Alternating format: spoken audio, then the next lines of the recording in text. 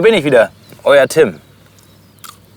Esst ihr auch mal so gerne einen Wiener wie ich oder eine Salami?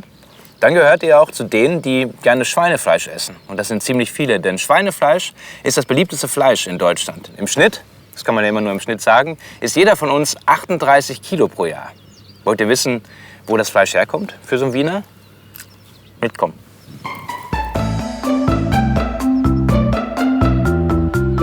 Das Besondere hier im LBZ Echem ist, dass es neben der konventionellen Schweinehaltung, also der üblichen, das sind die Ställe hier vorne, dass es daneben auch noch die ökologisch gehaltenen Schweine gibt. Die sind in diesen Ställen hier. Ich schlage vor, wir gucken uns aber erstmal an, wie die Schweine in einem ganz normalen Stall so leben. Landwirte halten Sauen, damit sie kleine Ferkel bekommen.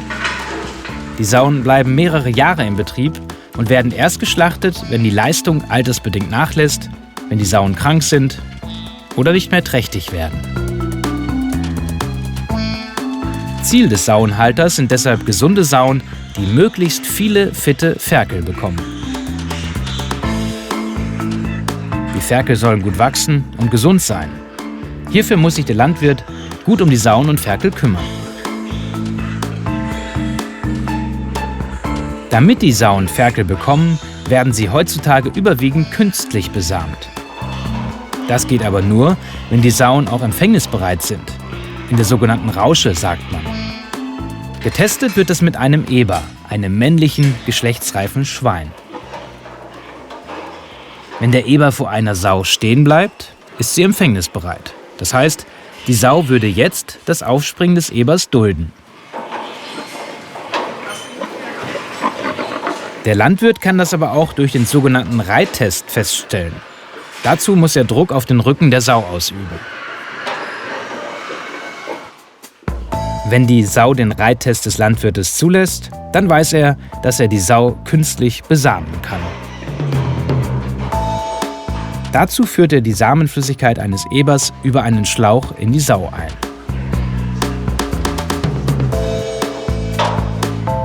Nach ca. 4 Wochen kann der Landwirt dann feststellen, ob die künstliche Besamung funktioniert hat.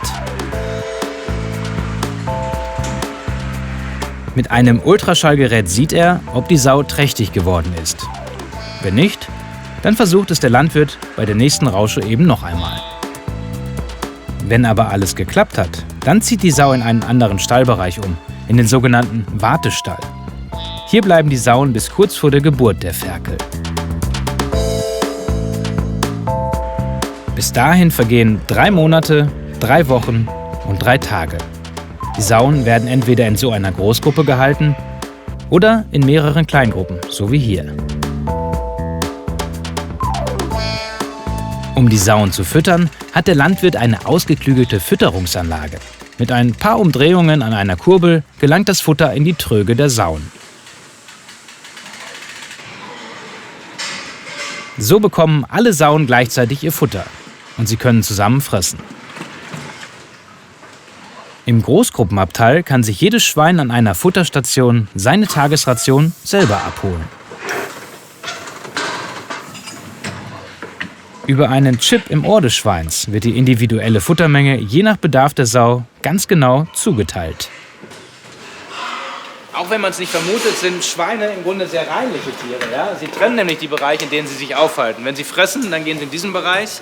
Hier gibt es den sogenannten Liegekessel. Da haben sie ihre Ruhe, können schlafen und sich ausruhen. Und auch den Bereich, wo sie ihr Geschäft machen. Das wäre dann hier, alles voneinander getrennt, in der Regel, sodass es dann relativ sauber ist. Ja, und wenn es dann zum Geschäft kommt, dann seht ihr hier diese Spalten. Da geht dann der Kot und der Urin direkt durch. Und das bedeutet, dass der Stall nicht so schnell dreckig wird und der Landwirt natürlich auch nicht so oft ausmisten muss, weil eben das Geschäft direkt da durchfällt. Das spart natürlich eine Menge Arbeit und eine Menge Zeit. Eine Woche vor der Geburt ihrer Ferkel werden die Sauen noch einmal richtig sauber gemacht. Dafür werden sie in einer großen Kabine erstmal kräftig abgeduscht. Um möglichst alle schädlichen Keime abzuwaschen, werden sie zusätzlich mit einem speziellen Waschschaum eingesprüht.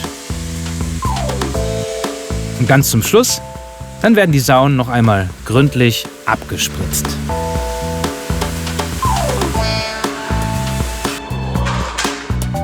Wenn sie richtig sauber sind, dann zieht die Saungruppe in ein ebenfalls frisch gereinigtes Abferkelabteil um.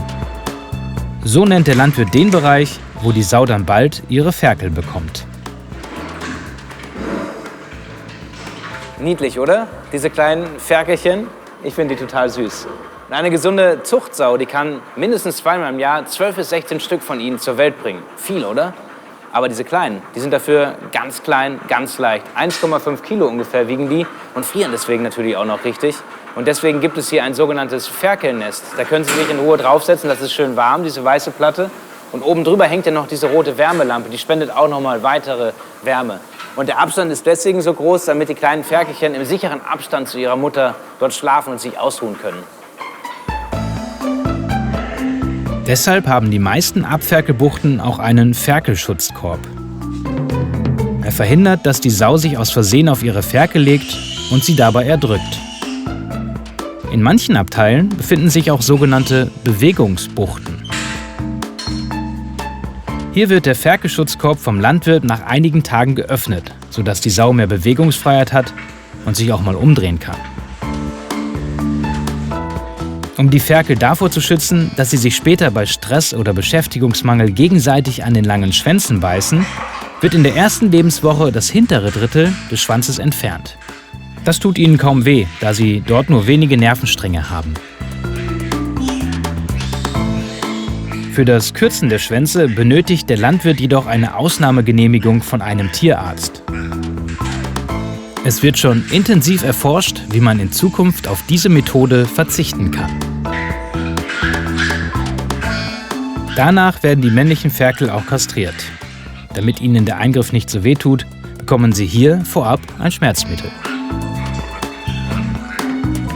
Dann wird der Hoden entfernt, sodass sie nicht geschlechtsreif werden.